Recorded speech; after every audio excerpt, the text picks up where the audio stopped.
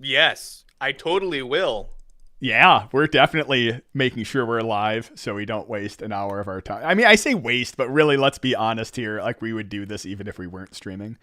Oh, hands We're down. talking about imposter syndrome today, which is a really big word for that feeling of feeling like a fraud in your own industry and not being sure of your own skills. And it's one of those really interesting things where I think you never overcome it, and you think you do, and every time you think you got it, it's typically right on the cusp of looking up and realizing there's so much more you need to learn. And I think it's a huge issue. I'll flick on over to me. I think it's a huge issue, and this is the reason why I wanted us to talk about it, is it's such a hamper to grow your personal growth, but also just growth in the industry. Oftentimes, we've noticed it at Darknet too, is you stop teaching people because you don't think you're at that level of skill to be able to go, ooh, I know enough where I should be teaching someone. But the funny thing is, what we've seen and witnessed at Darknet is that's exactly the best time to be teaching someone, because not only does the teaching help, it smooths out your brain, so you have a nice smooth brain. I'm a smooth brain person. No, it smooths out the topic in your own mind, and because as you teach it, you start clarifying it and like how to better teach it. And because you're not that much farther than the person you're teaching, you know the struggles that they've come across. It becomes more prevalent within even like the cryptography challenges. I make assumptions that, oh, people would make this logic jump where you don't remember the struggle. So that's what we're talking about. So with that, let's define the term, which I always think is the best way. Who has a good definition? I'm going to throw it to Gator or Gowrie, because you guys usually have a good one for this. Who wants it? Go to Gator. No, okay. I guess it's gonna be me. It's you I today. guess it's gonna be me this We time. are streaming, by Okay. the way. We're good. So imposter syndrome. I mean, sip on my it's coffee. pretty self-descriptive in my opinion, but it's the the more success you find yourself, I guess, acquiring or like experiencing, the more you start to believe that you will be found out, right? Like you will be exposed for the fraud that you are because you're really just figuring it out as you go. And you get this impression in your head that there is some cabal of experts out there that is going to pop out of the woodworks at any time and go, this person has no idea what they're talking about. They're wrong and they should feel bad. Like they're bad and they should feel bad and you should never listen to them again. And then, your whole life comes crumbling down because your employer is going to fire you because they find out you don't know what you're really doing. You're just figuring it out as you go. And, is that really worth the money they're paying me? And the reason why I say it pops up every time you experience success is because at least this, I've been in the industry almost 15 years now. Every time I've gotten some form of promotion or raise or my position has changed to have higher responsibility of some sort, I have this like one day of like, oh, I'm on top of the world. I feel great. And then the next day I'm like, oh God, I've fooled another group of people into believing that I'm worth more money or something like that. And yeah, and so like it's hard to explain imposter syndrome in one sentence, but I think everyone has experienced that at some point, no matter what profession you're in. Imagine if you will, being like, I'll put it to this: imagine being a hairstylist and going through school and learning how to do hairstyling, but every time someone sits in your chair, you're terrified of screwing their hair up. Like that has to be one of the biggest for me. Like any kind of profession like that, they have to experience imposter syndrome like daily. Oh gosh, I would imagine too. Like every time you mess up, is everyone messes up. Like doesn't matter where you are in your career, you make mistakes, and you start questioning all of it, going, "Oh gosh, like what have I done?" And I use this phrase at work oftentimes, and actually especially during this whole YouTube thing, going like, my fragile ego needs all the help it can get. And I think oftentimes we all feel that way of going, my fragile ego needs all it, like nothing makes me happier, by the way, when I come across a comment which says like, I really enjoyed this video, and it's like, oh gosh, yes, it makes it all worth it. And I haven't got many, and now that I say it, I'm gonna get like some troll who's like, "This is the worst video ever on the internet." This video is going to be the most downvoted video on your channel. I actually had someone. So random segue. I had one of the first videos I did was like a COVID short, like on contact tracing. Is we're doing like a ton of work for one of the biggest contact tracers, and it's all public, so it's on open source path check. And so I used HDR coloring in the camera, and that means if your browser doesn't support it, it makes it like super blown out. And someone's like, "You kind of look like the devil," and it was like, I'm like, "Oh, thank you." And it was definitely like that first Luckily, it was only the second video I did, so immediately I'm like, "Okay, I guess I have my heart prepared for." What this is going to feel like. But yeah, that was a good one. So, but you'll have to excuse me if I mispronounce your name, but Praxis asked, what kind of mistakes do you make? Do you make fewer of that kind of mistakes? I think over time you make fewer of that kind of mistakes, but you start to make different mistakes as your role in whatever it is that you're doing. I used to be, much more code monkey technical, and then over time my role has changed to be that plus kind of a people manager, and to try and put people together in the right context to solve a problem. And sometimes I'll make a mistake in putting certain people together, or not giving them the attention they need for a particular technical problem, where I'm just I have built up knowledge and they need it to get them over a hump quickly, and then they can, run off to the races with accomplishing the actual goal. You make different mistakes. So instead of making a coding mistake, now I'm making the mistake of not giving someone enough background information that will lead them to make, compounding mistakes. So you make fewer of that mistake over time, but you make potentially bigger mistakes, which is why imposter syndrome is kind of this inflating problem, this ever-present problem, where the more responsibility you get, sometimes the worse it gets.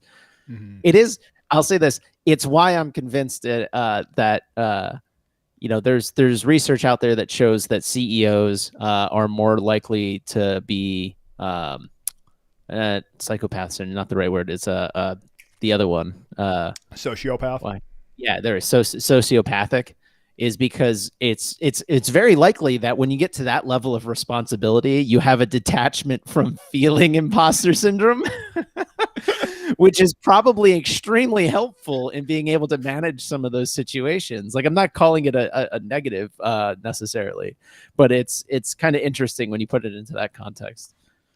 I was going to say, and now like Gulo is like, I think what you learn over time is how to fail better. Like, you learn how to fail better. Like, the more mature you get with the imposter syndrome, the more you do, is you start learning, okay, what, like, so there's an interesting quote I just came across, which was, if you made $84,300 a year and you lost $10 of it, or someone stole $10 of it, would you drop the rest of your money and go after that $10, or would you just forget about it? And everyone's answer was, "Oh, I forget about it. Like, who cares?" And the teacher flipped that and said, "Well, if you have 84,300 seconds in the day, and someone pisses you off in that 10 seconds, and you ruin the rest of your day from that," I don't know, resonated me with this, is you fail better in the sense of you don't let that $10, that 10 seconds affect you throughout the rest of the project. You learn how to learn from that and move on. Gulo. But that 10 seconds is just a drop in the water, or drop in the bucket. You now have a lifetime to seek revenge. Oh, man. That's a Gulo. So I'm reminded of Meet the Robinsons, where it's like, let it go. You don't let it go. You hold on to it and sneak it way down deep inside to let it boil and fester. Exactly. So as far as imposter syndrome goes, Fake it till you make it is very, very true. Because if you feel that you don't belong there, then, well, you may not belong there or you may belong there. But in either case, you're going to pretend like you do belong there, knowing that you don't, until you actually have the confidence to say, well, crap, maybe I do belong here. Maybe I do know what I'm talking about or how these things work. I have right now, I just completed a major project. So my imposter syndrome is completely gone. My ego is so far inflated, it's ridiculous at this point. But as far as like darknet stuff goes, so I'm in the Discord most of the time. I'm chatting with people and people are asking me questions. And if I don't know the answer to a question, I will sit down and research and research and research until I know the answer to the question. I don't go out. This is my imposter syndrome. I don't request help from people because I don't know how to. So if Gowrie comes to me and he's like, well, a good example is Bluetooth on our badges several years ago. He's like, hey, we need to set up some Bluetooth thing. And I'm like, cool, I got this. And then I read a book, a manual. I coded a bunch of random things until I had something that was functioning. And then I handed it over and said, cool, Bluetooth. I had no idea what I was doing. And everyone just automatically assumes when they reach out to me, they're like, Gula's going to know the answer. Somehow that fool knows everything. And I don't know the answer. I just will sit down and do a crap ton of research while you're rambling on about random things. And then by the time you're done, I will have an answer for you and then I can hand it to you. You have a willingness to RTFM. Got it. You have a willingness to RTFM. Yeah. One of the things, actually, we've mentioned at Darknet quite a few times. One thing I feel I think a lot of people struggle with is title. The title hacker. At what point do you feel comfortable calling yourself a hacker? Because it's I think oftentimes we feel like it's a term that you need to earn. You need to do something to earn that title to be able to call yourself a hacker. And go on.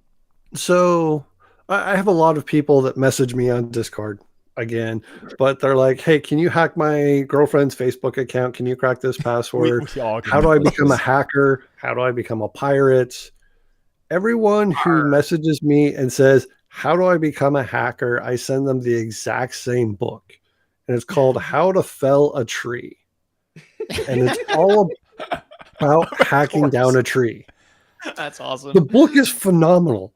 I mean, there's geometry in there. They walk you through, if you've got two buildings close together, how to cut the tree properly so that the tree falls between the two buildings without crushing the buildings. And how long is this book? I don't know, 100 pages. Full book. Dude, send me a link to this because now I want to know how to fell a tree. It's an awesome book. And after reading that book, I went out to the woods and I started chopping down random trees because I now knew how to be a hacker. Take that, nature. Take that. Exactly. And it became, now that I know that and I was able to prove to myself that I was able to chop down a tree, I now am confident in my term that I'm a hacker. But on the flip side of this, drop the link in chat. There is, okay, I'll find it here in a second. There's one other piece to this. So school, we've talked about the mentor's words, the hacker manifesto. And one of the things that we talk about is schooling. And something that I did very, very poorly in high school was I never did homework. Homework was something that I absolutely did not do. On occasion, I would do one or two assignments, but homework to me was just busy work to keep kids off the street. And I was a street thug in 100% Idaho, agree. so. But it's also about the practice and the repetition. If I did homework, it was because I needed to prove to myself that I was able to do it. If I took a test, it was to prove to myself that I had that knowledge. I didn't have to prove to anyone else what skills I had. I had to prove to myself that I was capable of doing it. So you talk about hackers having different different goals, or hey, I've done this major hack and now I'm a hacker, or I've not done anything, so I'm just a script kiddie, or I just sit on the fringe. No, it's you prove to yourself that you're able to do it, that that moniker belongs to you, and that's all that matters. You don't need to prove to me or Silk or Gator or Gout. It doesn't matter what anyone else thinks. Prove it to yourself. Someone who actually, I think, oh goodness, for some reason now my screen, I can't click on it. There we go. Someone who actually I probably has struggled with the term hacker of at what point can I bequeath upon you? Ooh, that's Ooh, bequeath. Okay, at what point are you able to bequeath upon yourself the term hacker is Gator? I mean, I love your story, by the way. The fact that anyone who hasn't seen him, there's like a video I did on how to become a hacker, which is how Gator's story from furniture maker, like cabinet maker, which is just freaking phenomenal, it moved into a hacker. So at what point did you start calling yourself hacker, and did you struggle with that? Absolutely struggled with it. So I didn't go to DEF CON for years because I thought, hey, you have to be at a certain level. You have to be so smart to be able to even get to the conference. Nobody's going to take you seriously. And honestly, that was an imposter syndrome that kept me away from the community, which really sucked because as soon as I went, I found out that there are lots of people there who just want to teach you something. And if you're willing to learn, you could literally put your hand up and say, I don't know X, how can I start? And there'll be 3 or 4 people coming over to you to help you get started. So one of the cool things on that is that they're not just going to give you the answer of how to solve X. They're going to say, hey, here's step 1 and 2. Here's homework for step 3 and 4. Go do it.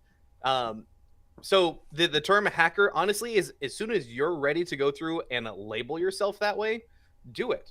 Because everybody can hack in a different way. Sometimes it's social engineering. Sometimes it's literally hands-on keyboard.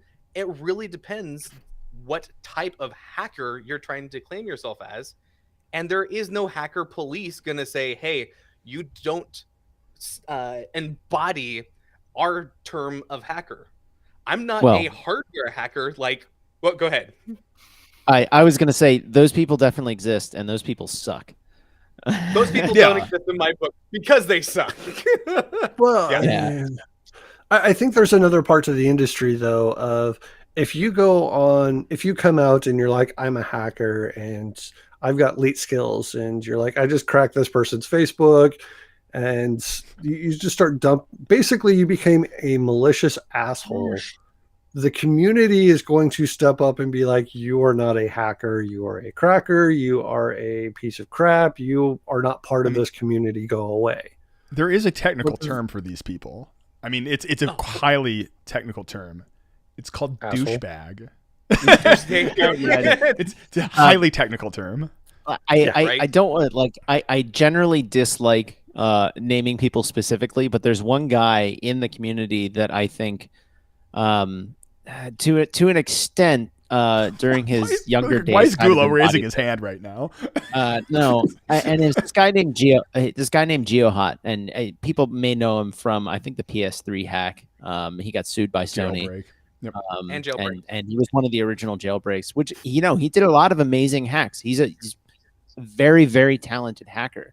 But I went to and I competed in was a CTF at NY Poly, I think. I forget the Seesaw. I went to Seesaw one year, and he was there competing in Seesaw by himself under Tom Cruise. That was his handle, with like 2 zeros as under Cruise. And then he won the competition single-handedly, and then later he went to be a part of PPP at Carnegie Mellon. But after he won that competition single-handedly, he got interviewed by, and this is I think one of the funniest interviews I had ever seen in my life, for a number of reasons. But he was talking with like a Chinese reporter, I think, and they asked him what he wanted, now that he's won or something. He's like, I want bagels and groupies. right? And then they asked him, like, do you think it's better to be on offense or defense? And he's like, I think it's better to be on offense, because if you're on defense, you're always losing. And if you're on offense, you're always winning. And I'm like, man, like, Get that tiger blood, man.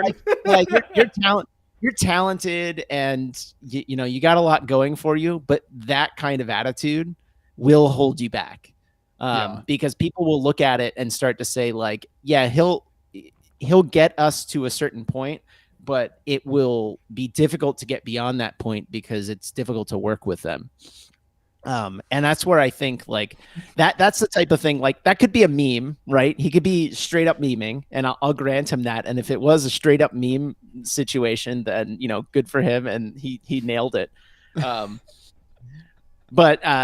But you see the behavior over time. You're like, okay,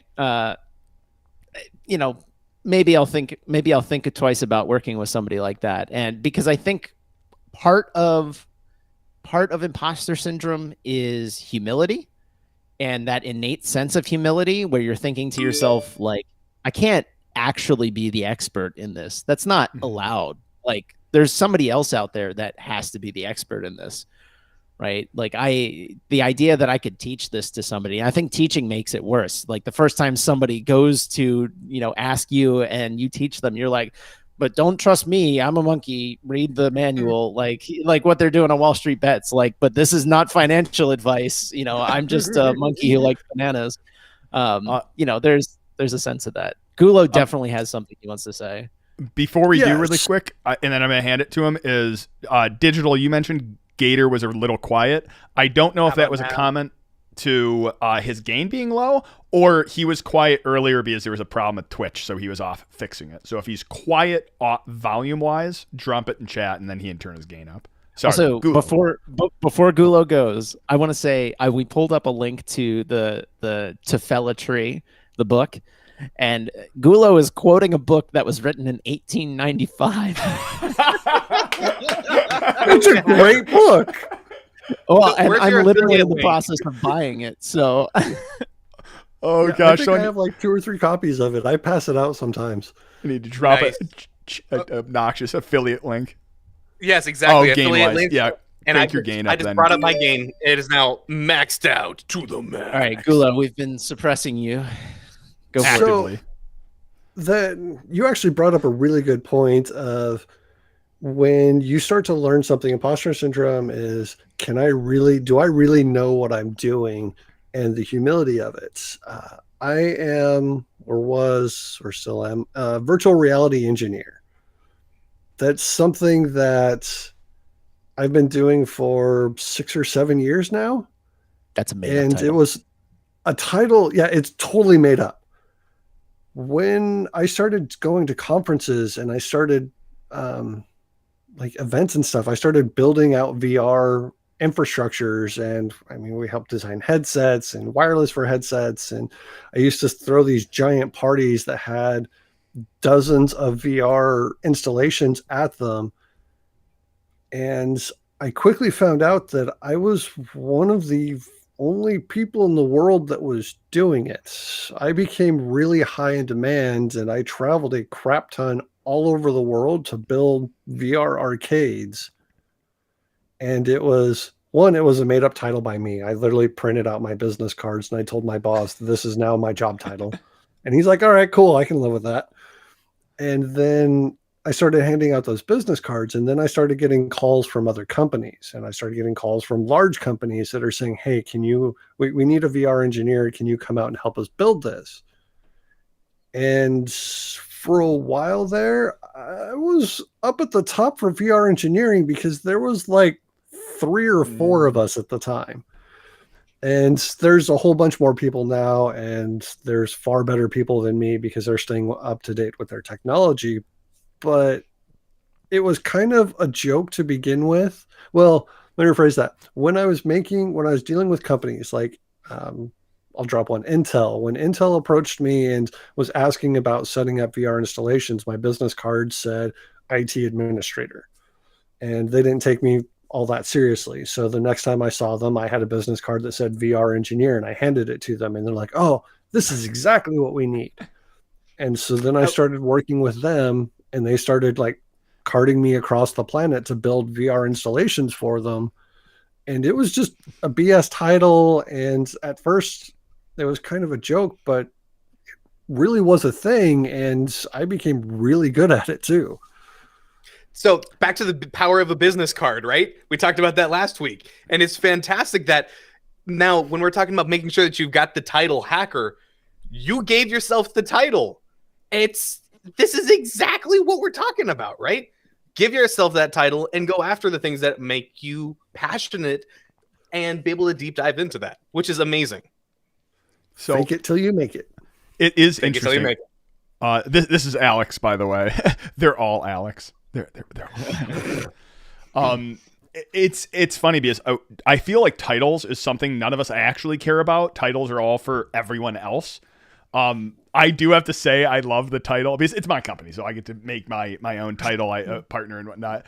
But I have Chief Innovation Officer, and when that was the title, it was like one of those things. Is I still struggle with it, going like, okay, my sole job is to come up with cool, interesting solutions for our clients' needs and innovate. So I always loved using the term. You're like, let's collaborate and innovate together.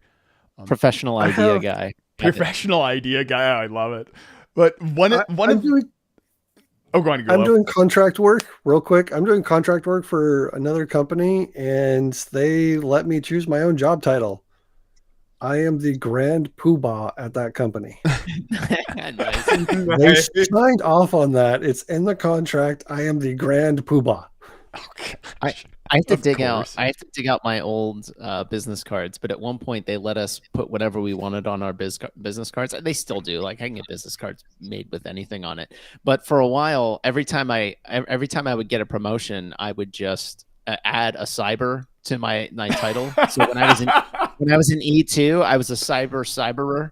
And then when I got up to like E5 or E6, it was like, I'm a cyberer of cybering the cybers, because everyone knows that for each cyber you have in your work, the more money you make. So like, I just took that literally.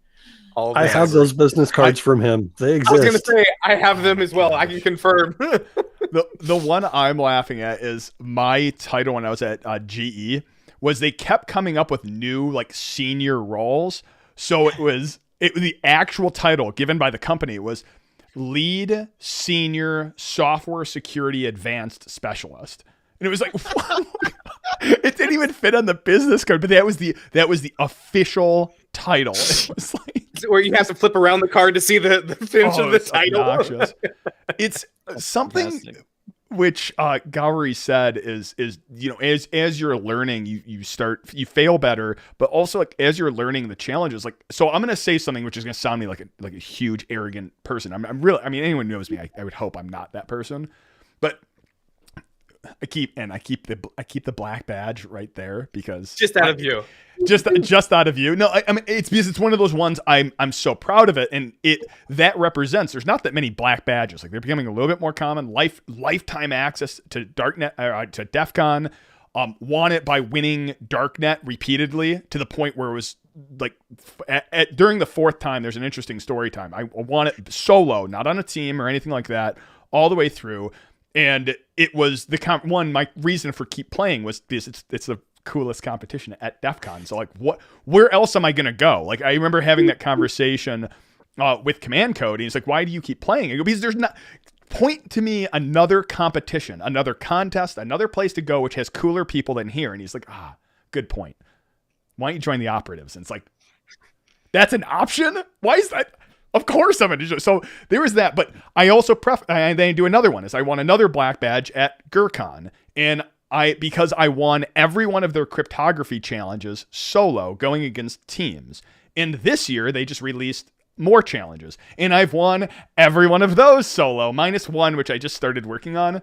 But my point, and then there's teams, and Malortware is starting work, and that was like one of those ones where I throw all this crap out of like, oh, I'm so good, I'm so smart and whatnot. But still, every single time I do a challenge like any one of these things, I don't go into it going, ooh, I'm going to solve this thing. It's like, I don't even want to tell anyone I'm doing this thing because I know I'm going to fail at it. and I'm gonna fail so often at it. I did a live stream of one, and I was so self-conscious of all the rabbit holes you go down.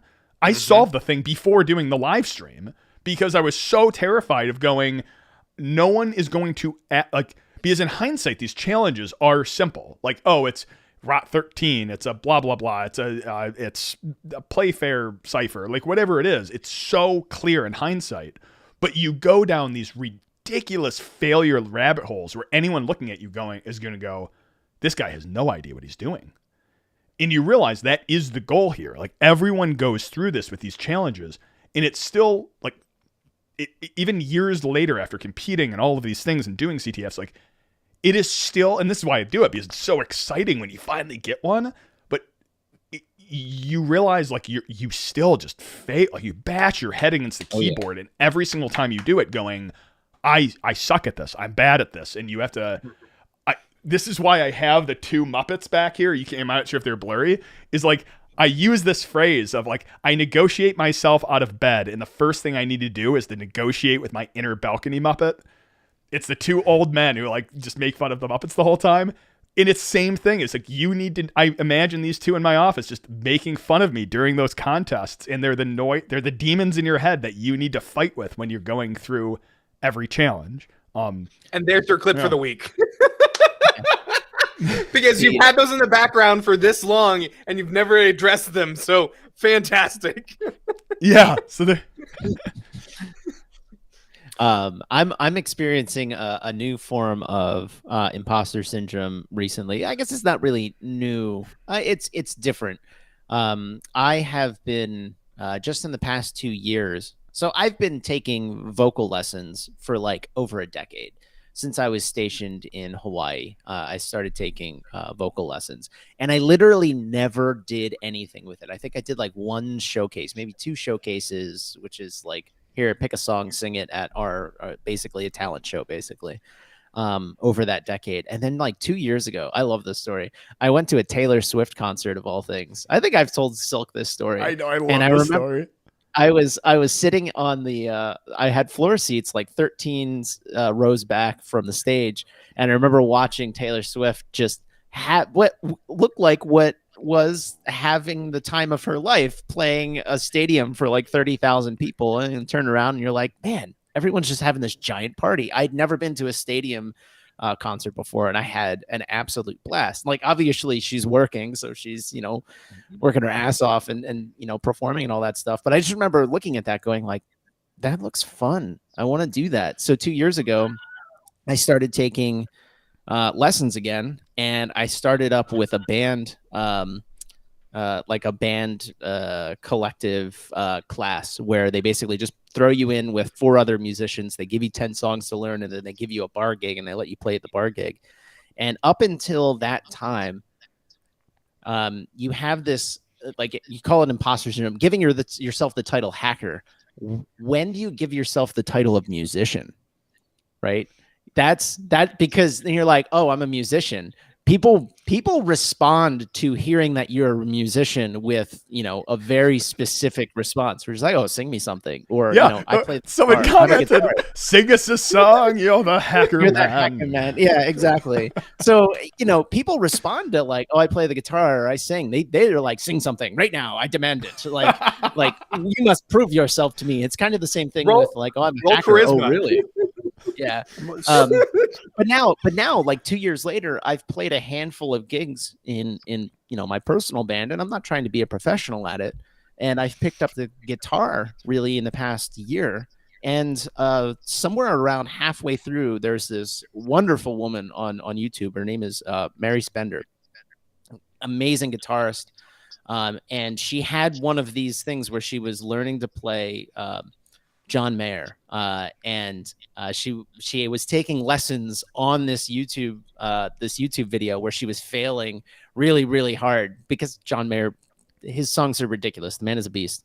But I remember her saying in the process of learning the guitar that she's like, you should call yourself a guitarist immediately. When you start to pick up the guitar and start playing, doesn't matter if you know 1 chord or 300, you are a guitarist the moment you start playing the guitar. And that really stuck in my head, where I was just like, yeah, I guess that's true. So like I'm a year in and I'm like, I'm a guitarist. Now, granted, I'm a novice guitarist. Like I'm a beginner guitarist. I wouldn't even say novice is probably not correct. But that it's kind of the same thing. Like at what point do you call yourself a hacker? I think the first time you follow a tutorial to install Kali Linux. Like how good of a hacker you are is a different question.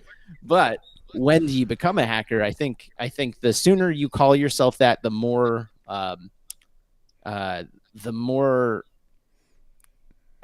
motivating it is to actually acquire the skills, because you start in a way you start feeling that imposter syndrome, because you're like, oh, I called myself a hacker, now I have to prove it. And you get this compounding effect of like, well, I better prove it then. So I so love it's that. useful. So actually, that I'll posit that question to you guys. Is imposter syndrome unhealthy or is it useful? Gulo. So I really quick respond to chat, and I'm going to throw it first. Chad, yes, I kind of need a link to that t-shirt immediately. Yeah, yes, the only way you're a hacker is if you name every single CVE by heart and have 3 of them with your name on it. Not a chance. Not even a chance. And yes, I do believe it will help with the self-fulfilling prophecy. Gulo, and then I'm stealing it back. As far as the musician thing goes, I hadn't thought of it that way. So I was a musician way, way, way, way back in the day. I'm old as shit now. But I didn't consider myself a musician until I had my first paying gig.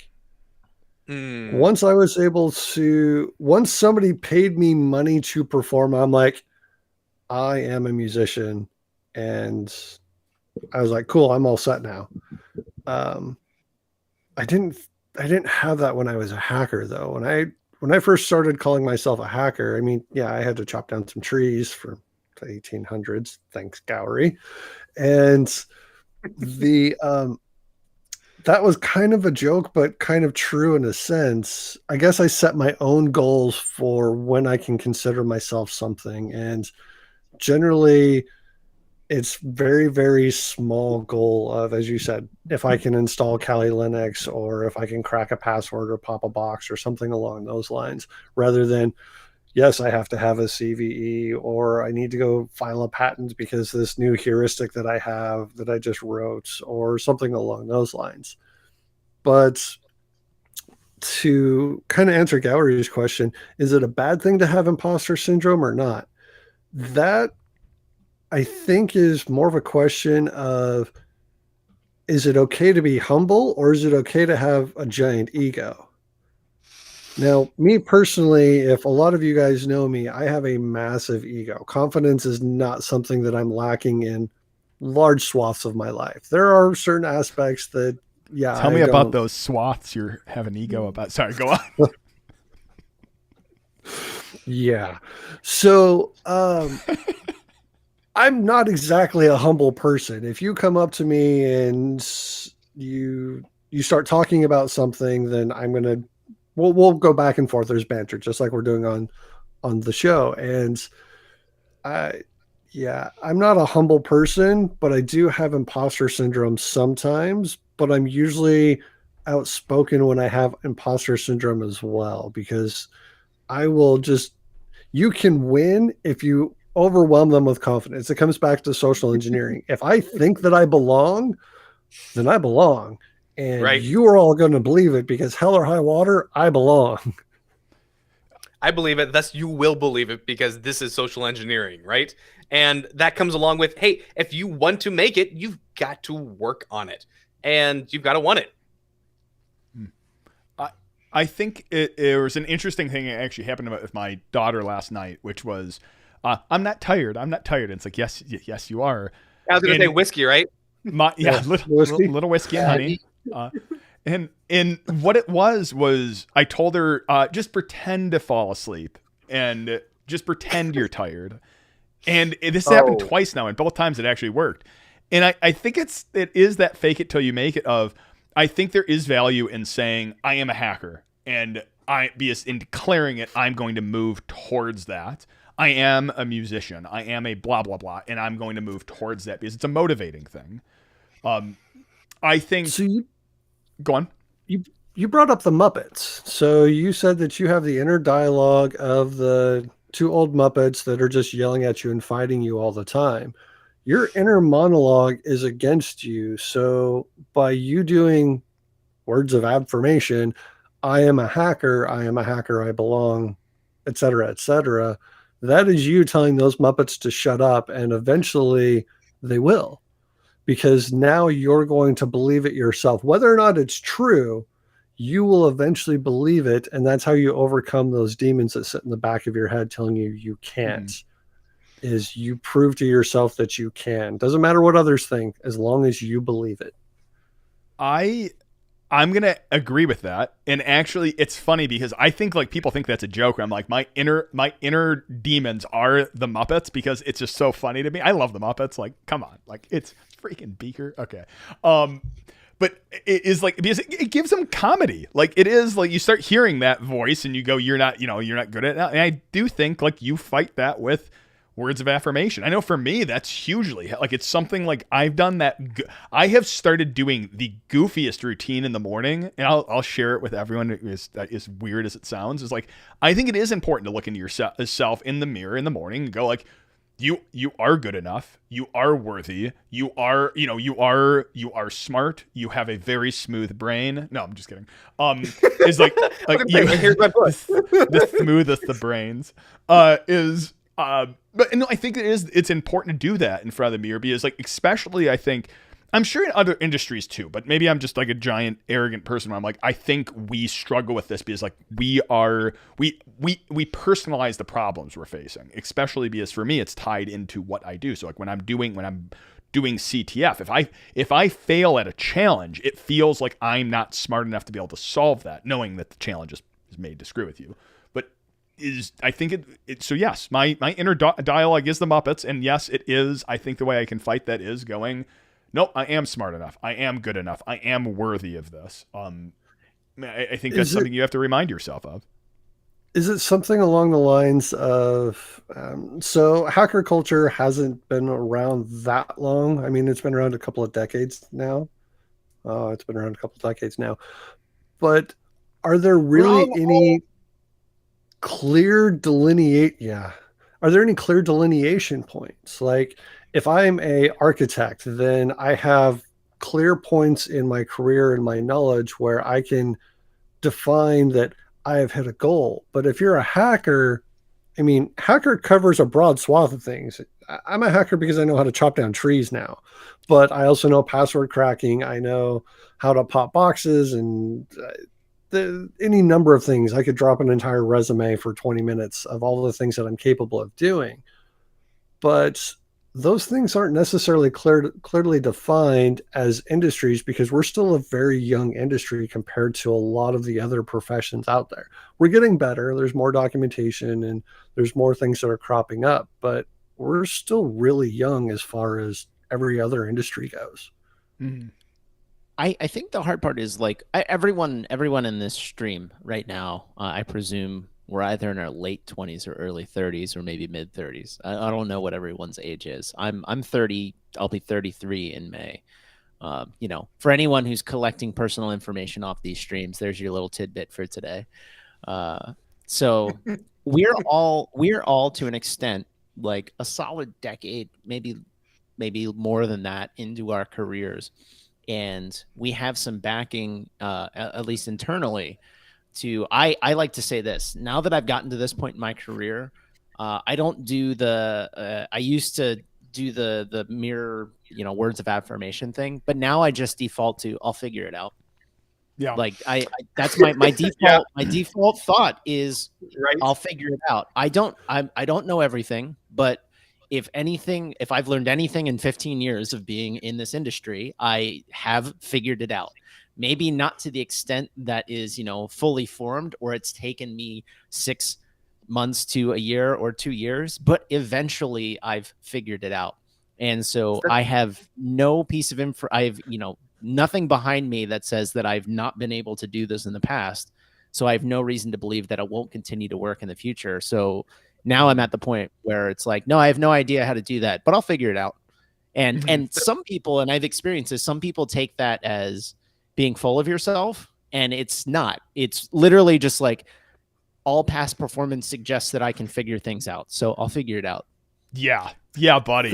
Exactly. My favorite, absolutely agree with favorite that. Boss went through and said, "Hey, I know that you don't know how to do this, but that's why I hired a professional. You'll figure it out." And came back to me a week later. And guess what? Most of the time it was there. I was going to say, hey, here's the 15 ways I found how to fail on this. We won't do this again. Here's this other way, and it is working correctly. So we have a path forward. But that's why they hire professionals. Not because you've got professional necessarily on your business name or on your business card, but because you're a hacker, you want to figure it out, and you're going to find a way. One of the go ahead Gula. So kind of along the lines of this job interviews, thanks to Gallery, I'm pretty sure I'm the oldest one on this stream by far. Asshole. Gulo's 60 years old. He looks amazing for a 60-year-old. It's all that rice wine. It does wonders on my skin. But he's gonna just start dropping aging tips. He's like, every night, how do you look so good? I cover my face with peanut butter every night. Yeah, it's the whole Silence of the Lambs. It's the peanut butter with the breaded chicken. A raw slab of chicken right there. So as far as like interviews go, when I'm over 20 years experience now, I'm actually coming up on 30 years of professional experience, which is just creepy. Going to a job interview, I don't study for job interviews. I look at what the job requirements are and do I meet those requirements, yes or no? And then I apply for the job. I interview a lot of people for a lot of different positions throughout my career. Quit lying on your damn resumes. I will find you and I will humiliate you in the interview because it's what I do. If you don't know it, it doesn't go on your resume. If you do know it and you only know a little bit of it, you can put it on your resume. But when I ask you a question, don't lie. I will find you and it won't be good. Also, Microsoft Word is not a skill. It's a software. Stop listing software on your resume. Nmap. Or if you're going to do that, Nmap. or if you're going to do that, it should go under, a software section, which is like software I know how to use, the Microsoft suite. Great. I always see like, sorry, then back to Google. It's like Nmap, Kali, Hashcat. It's like, yep, those are all softwares. And you're like, do you know these? No, I'm just listing them. So you know how to download them? It's like, no, I download Kali and it has all of them. All right, cool. Back to you. That's horrible. But so I've done interviews like I did an interview with Amazon I kind of bombed the interview because I said dumb things at the interview. I don't think I didn't get the job because it was lack of technical skills. I literally told a story in an interview I shouldn't have told.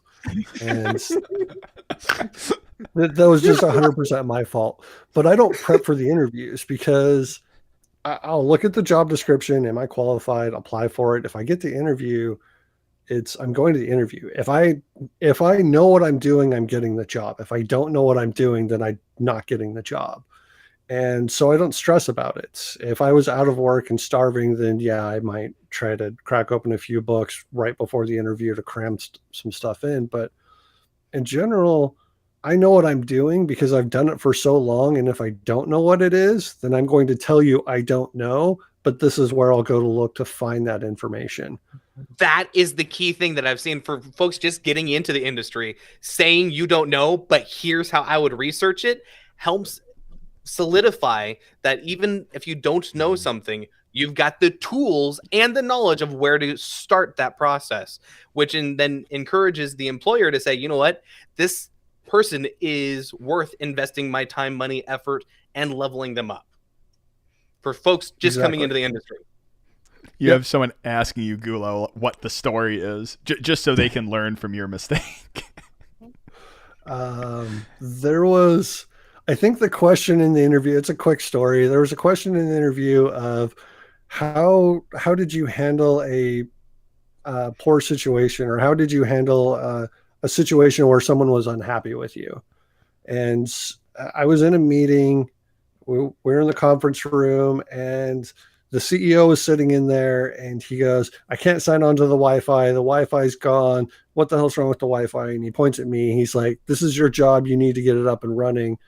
And I go, "The Wi-Fi changed because we switched access points and we increased all this other stuff. You need to join the new Wi-Fi." And he goes, "You need to communicate these things out better. No one knows what's going on. You're doing things in a bubble." And I go, "Read your email, asshole. I've been sending them out every day for 2 weeks." He cracked open his email. He searched my name, and there was 14 emails, all unread, of "This is how you join the new Wi-Fi." Oh man. Formidable. That reminds me of. Go ahead. You're not supposed to tell. You're not supposed to call the CEO an asshole, and you're not supposed to tell somebody who's trying to hire you that you did that. So This best lesson actually- to learn. That will be the top tip of this session. That actually reminds me of this is a fun sea story. This happened. This was not my sea story. This is a buddy of mine. He was part Bob. of. There was A friend of a friend. There was a military CTF. This is like 10 years ago now. And not going to talk about details of CTF and stuff, but within the context of the different teams competing, you had some generals and some admirals that were sitting, not sitting around, but checking out what each team was doing and trying to understand these things. And there was a 1-star general that goes over to the Navy team and starts talking up the Navy team and talking up their game and stuff like that. And then says something along the lines, or like starts asking questions about how, of the team, how we can do this better in the Navy, how we can do this, how, what do you think leadership is not, doing well? What do you think they could do better? And my buddy, God bless him, says to, the admiral who was in charge of like all of cyber for some chunk of the Navy, says, "Sir, do you know how any of these things work? Do you know any of the technical realities of doing this? Do you blah, blah, blah." I'm telling this story terribly. And he's like, "No, I remember one of the admirals I talked to actually said I was explaining a piece of technology." And he's like, "Boy, you keep using that word simply, but I'm lucky if I could turn that computer on in the morning." And I'm like, "Oh God, this is the person in charge of cyber." But so he had a similar situation, and my friend used to be in an air squadron. And when you're in an air squadron, everyone who works on an airframe has to get fully qualified on the airframe, like has to know how every single piece of that plane works or that helicopter works, because everyone is responsible for maintaining things, and you have super redundancy to, for safety reasons. So he turns around to this admiral and just says something along the lines of, "When I worked in the air squadron, we all had to get qualified on all of these things.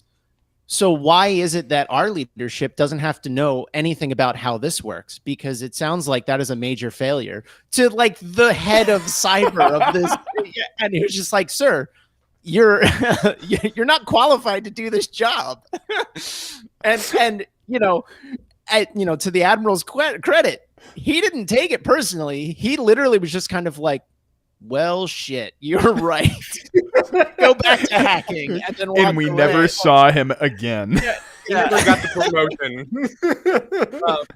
And then 10 years later, all me, my buddy, and everyone I know are all out of the Navy and professionals in the cyber realm for many reasons. But it is funny that those things happen, and that's a good way not to get promoted. There's reasons at most of the companies that I work for that I'm not allowed to talk to any of the C-levels. If I'm in a meeting with a C-level, I'm supposed to sit there quietly and not open my mouth unless asked a direct question. And usually then I point to my boss or to my handler, and then they answer those questions, because bad things will come out of my mouth. Same thing for clients. I was talking about the VR engineering stuff. There were clients that I wasn't allowed to talk to because I'm an engineer. If they ask me a question of how something works or why it doesn't work, I'm going to tell them the answer. I found out in business world, you're not supposed to do that. You're supposed to lie your ass off. There is definitely a talent, and this is actually something we coming full circle down back to teaching is I think like one of the biggest problems with imposter syndrome when it comes to like practical problems that we've seen happen in Darknet is teaching. It's like if you're never feeling confident to the point where you get past it, it's going to be hard for you to teach it to someone who's learning it because you don't feel like you know it well enough. And I think communicating in a way where I think that's one of the things imposter syndrome can help with, because if you are an expert at it, you start communicating it during your teaching and you use the words like, oh, simply, or you know what I mean, or we had a compliance guy at my previous employer who he had like it was in his vernacular, which was you know what I mean. So he would be describing this big like NIST ISO like compliance things, and he would always end it with you know what I mean.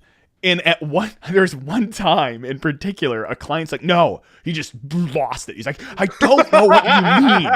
I have no idea what you mean. We're trying to become compliant. This is what your job is to tell us what, like, and he just like, the worst part is then he got the yips. Like the rest of the time is like, he was struggling not to get, you know what I mean, out of his thing. So like it happened 4 more times. You just see the client just like, just drop the book, right? Oh, you know what I mean?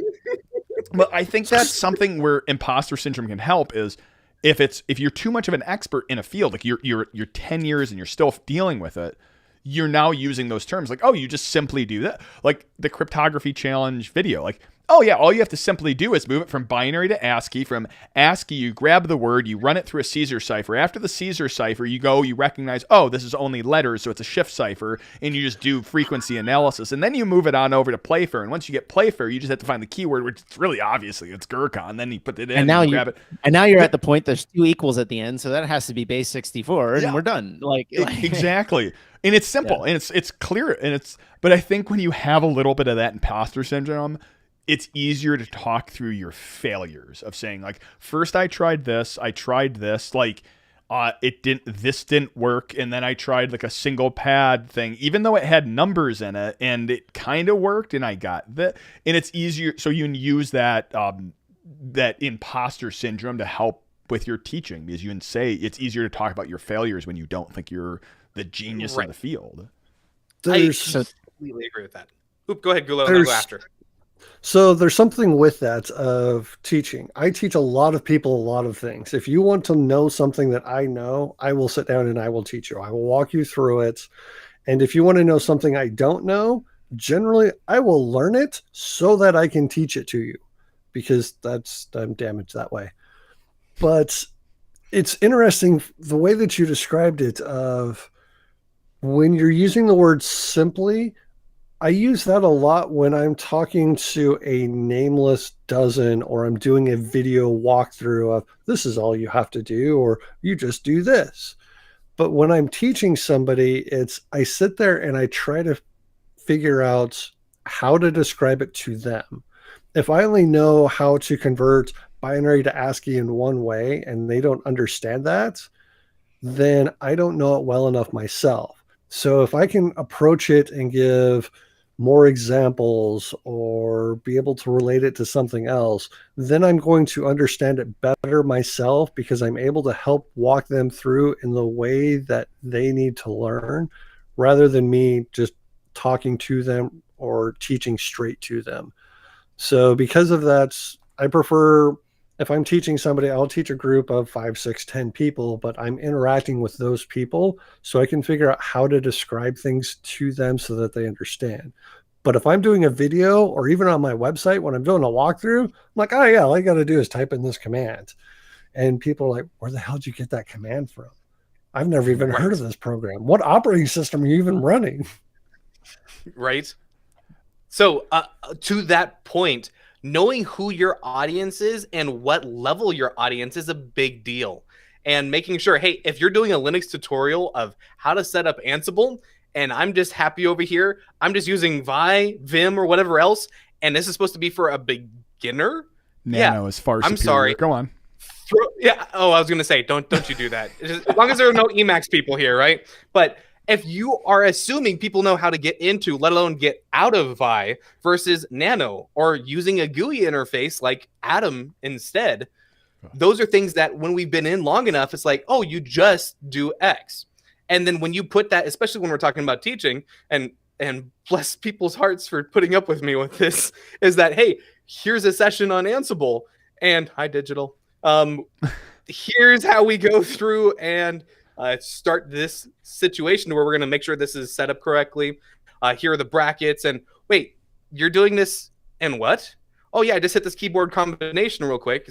That wasn't in the tutorial. It's like, you're absolutely right. I screwed up. So let's step back and say, here's the beginner level that we're jumping off of, and I'm not going to assume you know how to use Vi or Vim. So now here are two options. If you're brand new and you want a GUI, here's Arc 1. If you know how to use Vim, here's a cool tutorial if you don't know how to use it, and it'll help you with skills later on in life, especially if you're sysadmining. Go through the tutorial and you're good to go. Then you can follow the other step of using it all via command line instead of it being in the GUI, and you can start moving forward. But otherwise, we get so used to it that there are things that we assume people know, and when we assume, we're making an ass out of ourselves. Yeah. When you make Also, an assumption, you make an ass out of you and umption. Yeah. So Nice. if I'm teaching people, and this will be real quick, if I'm teaching people and I look over and you're not paying attention or it looks like you're stuck, I'm calling you out. Yep. If you're in a class with me, I'm blatantly calling you out. You don't understand, and it is my job to make sure that you understand. Whether or not I'm getting paid, volunteered, whatever, my job is to make sure you understand. If you've got deer in the headlights, you're being called out. So you better follow along and figure things out, or I'm going to force you to learn kicking, dragging, screaming. I don't care. Now, if you're sleeping in a class, I'm also calling you out. Just saying. If you're there, you're there because you're interested. If you're sleeping, at least mute, please. Please. Hey, the science says that sleeping right after you learn something is a good way to retain that information. So don't wake me up. I'm trying to retain what I just learned, okay? Hey, that's why we have 30, 60, and 90-minute sessions. You sleep after that. In fact, I can suggest some good tones for you to listen to. I'll put it in the links next week. So I will zap the shit out of you. I wanted to bring up my a good buddy of mine, Savino, who's a professional pianist. He had this kind of revelation not too long ago that, and this will come back around. This revelation that as he was practicing something or as he was trying to learn a new difficult song or a new skill, you know, he's probably like 15, 20 years into being a professional at playing his instrument. And he kept having this thought pop up in the back of his head of, you know, I should be able to do this by now. I should be able to do this. This should be something I could do, or I used to be able to do this and I can't do this anymore. And it was a really toxic thought because it would demotivate him from learning these things. And then he realized that, you know, the skill is an ever, you know, you have to keep it up and you have to learn these new things and know, you know, you shouldn't be able to do this by now. You're just going to be able to do it eventually. So you have to give into doing the work to get there. And it reminded me of this because you guys are talking about tutorials and teaching and all of these things. And I still think to myself, every time I need to do something that I'm like, I should know how to do these things by now, I'm always reading the most beginner tutorial possible and not thinking to myself when I read it, you know, I'm a moron because I'm 15 years into my profession and I'm reading a beginner's tutorial about how to install Windows in KVM, right? Like, like just not knowledge that I retain, even though I've probably done it any number of times. And I'm like, I don't remember the freaking commands to do this. I'm going to go read the beginner's tutorial again. And this kind of goes back to the I'll figure it out attitude where it's like, there's going to be a tutorial how to do the basic thing, or it's going to point me to the you know, it's going to point me to the information that I need to figure out the more complicated problem. But not being It's- afraid to just, admit that you're a beginner and just read the beginner tutorial and walk yourself through it instead of thinking to yourself, I should be able to do this by now is I think key to beating back the imposter syndrome.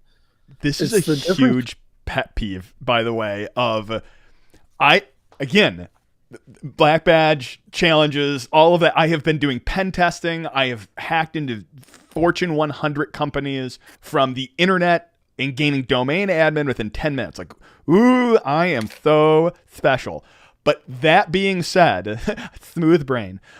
That being said, it's like I still look at beginner tutorials. Like the pet peeve is that during interviews, if you look online and you say like, what interview questions should I expect during pen test, like a pen test interview or something like that, it's like know the flags for Nmap. Like know what flags to set on Nmap. Know what hash values you should put in Hashcat to crack an NTLM or like it's all stuff which is like it's equivalent to a teacher saying you need to know how to do this advanced mathematics in your head because you're not going to be walking around with a calculator.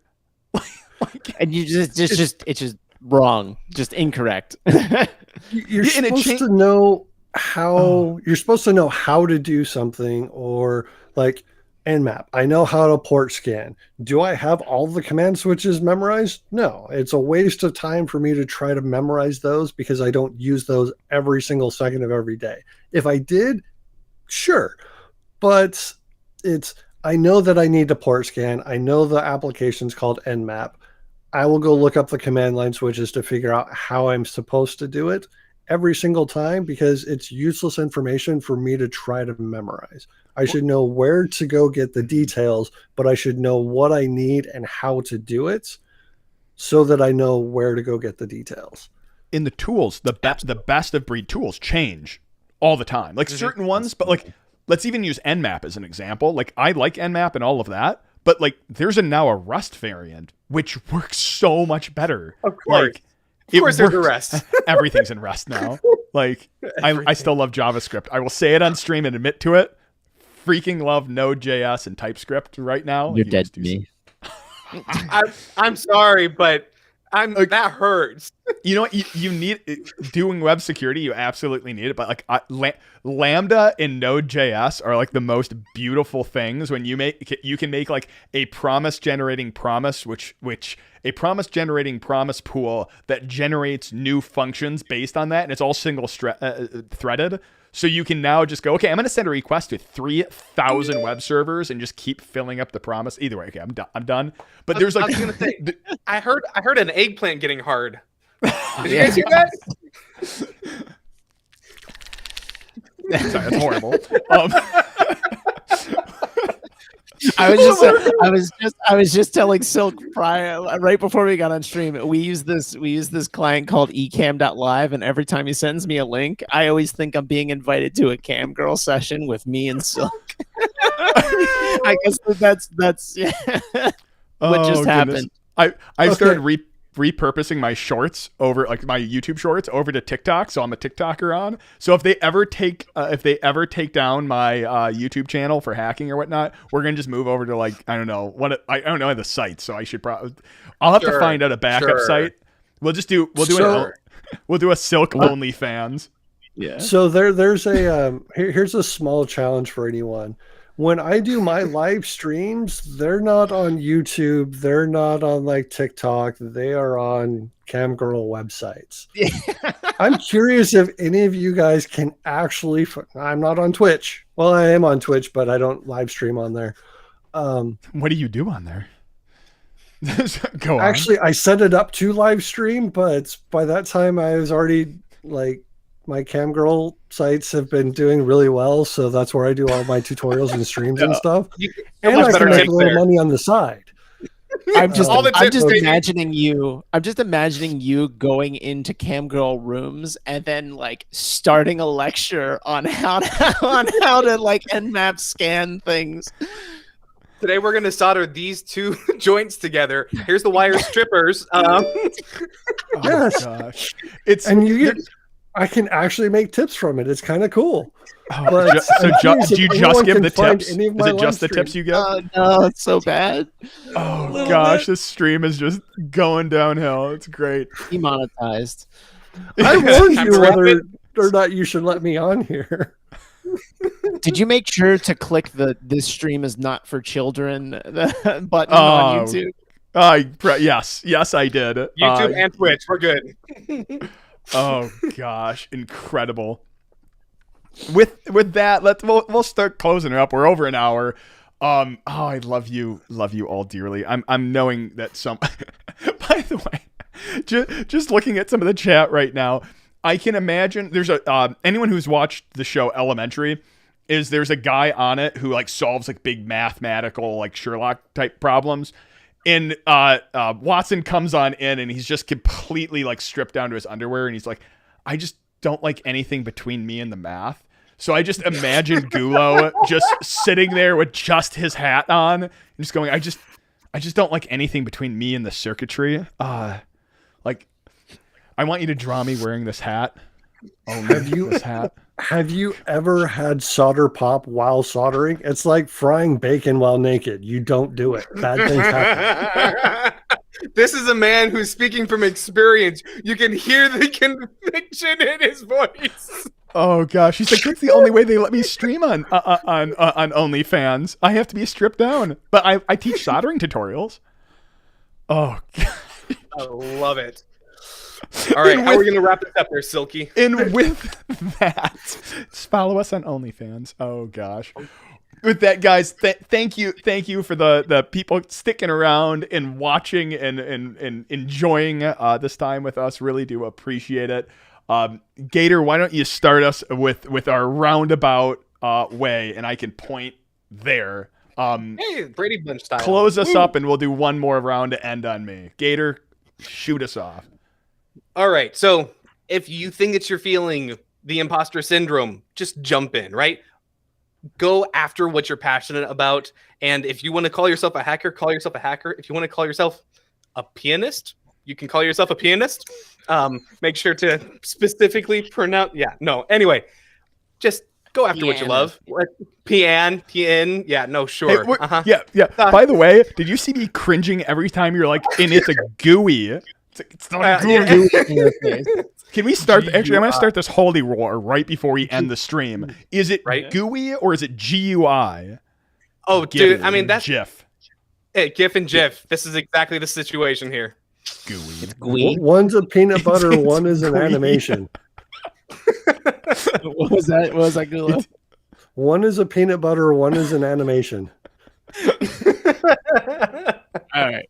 Gator, kick us off. So yeah, go after what you love. And if you're interested, call yourself a hacker and manifest that for yourself, right? Go find out something new that you've never done before. And then you can start teaching other people, which I think we really beat around the bush this entire time. But go teach somebody something that you're interested in. And it's going to help you become better at the skill. Gowery? So I'll say this to close it out. 7 years ago was the first time I ever heard the term imposter syndrome, and it was from a guy that I looked up to as someone who had all the experience in the world. He was basically my expert. That I was like, if I don't know something, I can go to him. And he mentioned imposter syndrome one day, and I was like, what the hell is that? And then he explained it to me, and I'm like, that's what I've been feeling. And ever since then, what I have learned is that the more you talk about imposter syndrome, the less scary it gets. So if this is the first time you've ever heard the term, or that you've, experienced or talked about it in these rings, talk about it. Talk about imposter syndrome regularly among your cohort, and you will start to learn the difference between not knowing something and being anxious about people calling you out, and just knowing when to say, I'll figure it out. Because if everyone around you, everyone around you is feeling the same things, then you become more comfortable with not knowing the answer to stuff. Gulo. So if you want to become a hacker, seriously, go get the book, How to Fell a Tree. It's phenomenal. I ordered it. Cannot recommend it enough. It's a great book. You will learn all kinds of hacking from it, and you'll become a hacker. It's just as simple as that. Think it's mind over matter. Believe you are who you are. Prove to yourself and no one else, and you'll succeed. There is no barrier of entry to become a hacker. There is no getting away from imposter syndrome either. I think what everyone has said is it is something that continues on within your, and you can embrace it. You can fight your inner balcony Muppet, but I think it moves to that. I will figure this out. I'm gonna figure it out because it's absolutely what we do. So with that, thank you so much for joining us. Really do appreciate it. Off to Gator. Hey, go out and love your hacker family.